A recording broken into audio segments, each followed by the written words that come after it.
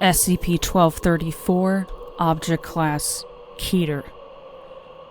SCP-1234 is the former premises of Schmidt's Swiss Pastries, a bakery and tea room that operated in Chicago, Illinois from 1947 to 2003. The interior of SCP-1234 remains fully furnished and possesses working electricity, hot and cold running water, and natural gas.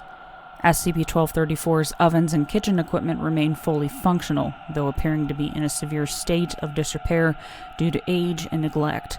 All attempts to remove or disconnect SCP-1234's kitchen equipment or utilities have been unsuccessful. Under normal circumstances, SCP-1234 is inert. On an irregular basis, ranging from an observed minimum of 2 days to an observed maximum of 17 months 12 days, SCP-1234 becomes active.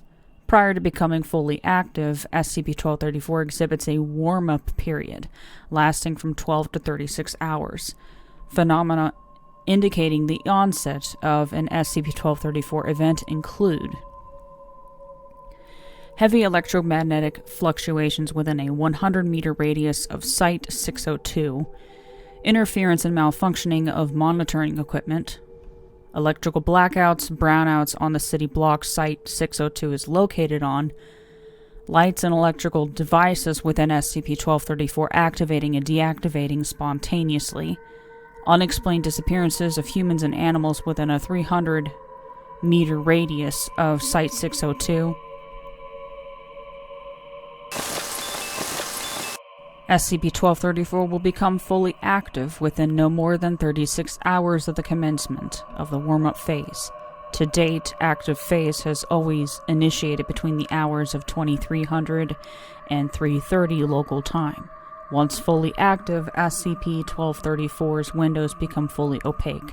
All doors and windows become completely impenetrable, and all monitoring equipment located within SCP-1234 ceases to function. All attempts to enter SCP-1234 during an active phase have failed, and no persons inside SCP-1234 when an active phase commences have been found alive at its conclusion. Active phase has been documented to last from 4 to 10 hours, but will always conclude by 9 o'clock local time. Upon conclusion of active phase, the shelves, counters, tables, and display cases of SCP-1234 will have been stocked with approximately 200 to 500 freshly baked shortbread crust pies designated SCP-1234-1. All instances of -1 measure 22.8 centimeters in diameter and weigh approximately 0.75 kilograms each. Pies produced by SCP-1234 will make use of any biological ingredients provided to it, whether living or not at time of event, including fruits and vegetables, non-edible plants, insects, fish, poultry, red meat, and human beings. SCP-1234 will not, however, make use of any ingredients that are spoiled, stale, or are of unsatisfactory condition for use in baking.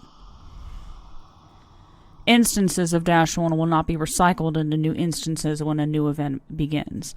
All instances of -1 are, at time of discovery, cooled room temperature, contained in a disposable aluminum pie plate and covered with a transparent plastic lid. Aside from the means by which they are produced, -1 bear no anomalous properties and may be eaten safely, providing that the ingredients used in its manufacture are safe to eat. On 17 occasions since observation began, instances of -1 have been found outside SCP-1234, following conclusion of active phase.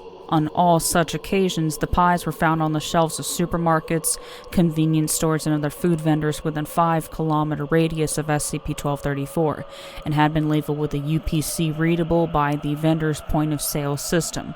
No determination has been made as to how the pies were transported from SCP-1234 to the locations where they were found. If there is not a sufficient supply of ingredients available within SCP-1234 when active phase commences, SCP-1234 will consume ingredients stored outside itself. Flour, shortening, and other biological matter is relocated into SCP-1234, beginning with the closest matter available and being attracted from an increasingly greater distance until the necessary amount of ingredients has been acquired. The means by which material is acquired or transported into SCP-1234 is unknown.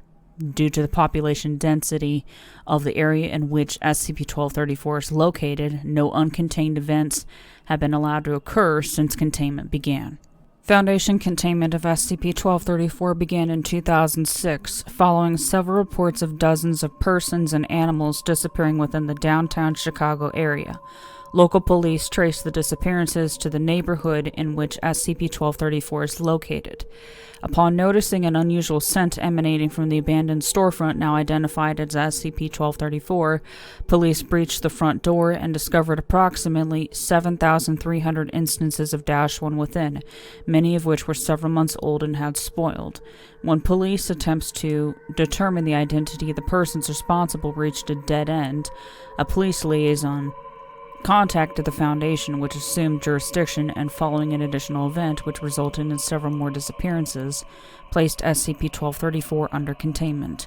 Interviews of persons who worked at SCP-1234 prior to 2003 and with the previous owners of Site-602 stated that the cause of its closing abruptly in April that year was not known to them, and that they had never observed any unusual or anomalous events occurring within the property prior to 2006.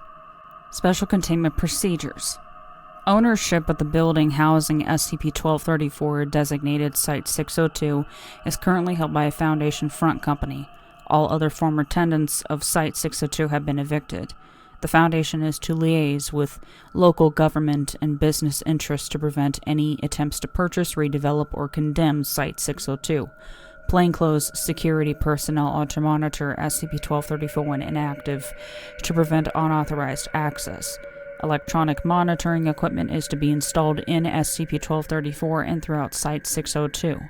Whenever monitoring indicates that an SCP-1234 event is imminent, all Foundation personnel are to evacuate Site-602. A Foundation front company, Southside Commissary Products, is to make a delivery to SCP-1234 within 6 hours containing at least 50 kilograms each of all-purpose white flour and vegetable shortening, as well as 200 to 400 kilograms of any other available products approved as per document 1234-746-C. Following conclusion of an SCP-1234 event, Foundation personnel may re-enter Site-602. All instances of SCP-1234-1 are to be identified and removed for study and disposal. All monitoring equipment is to be examined and replaced as necessary following confirmation that SCP-1234 has been fully secured.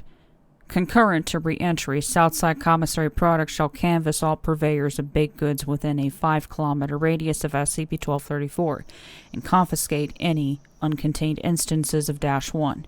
In the event that a delivery is not made by the time SCP-1234 enters active phase, mass distribution of amnestics to the civilian population is authorized, and procedure Queen of Hearts may be enacted as necessary at O5 discretion.